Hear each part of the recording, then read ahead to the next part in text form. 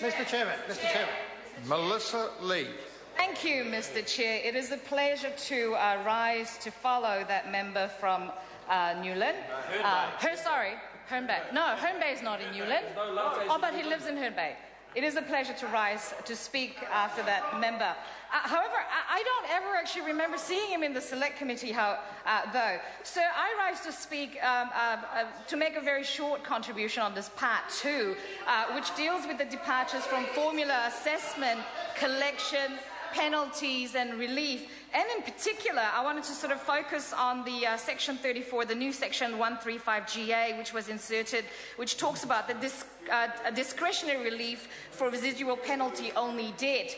And there are, of course, other sections, but specifically dealing with debt. I know other members have actually talked previously about the unpaid child support, which is in excess of $2 billion in this country, and more than 70% of it is from overdue penalty payments, sir. I know that the member David Clark sort of talked about the compulsory deductions earlier, and I'm actually very pleased to sort of note that in this bill allows for compulsory deduction of child support from employment incomes of paying parents. However, during the Select Committee process, we sort of heard about some members of the public who might have issues in terms of their cultural needs, their privacy needs, where the knowledge of their child support payment could jeopardize their jobs, put their jobs at risk. It might even put their names in the black mark among their ethnic communities, and it was a very, very difficult position that they were in. And I'm very glad to actually have had great advice from our officials, and now this bill makes it possible that the issue is actually dealt with, that the Commissioner of Inland Revenue should have the discretion to allow alternative methods of payment so that their child payment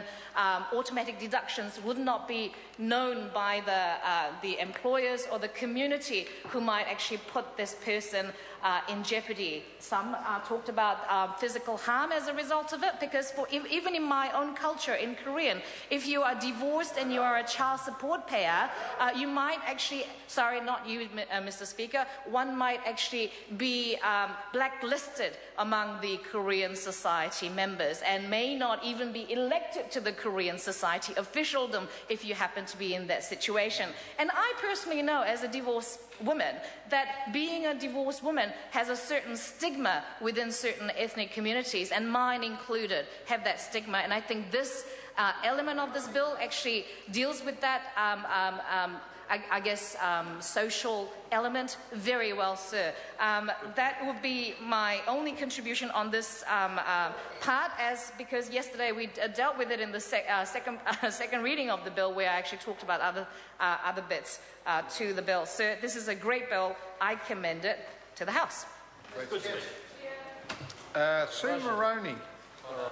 Mr. Chair, and at the outset,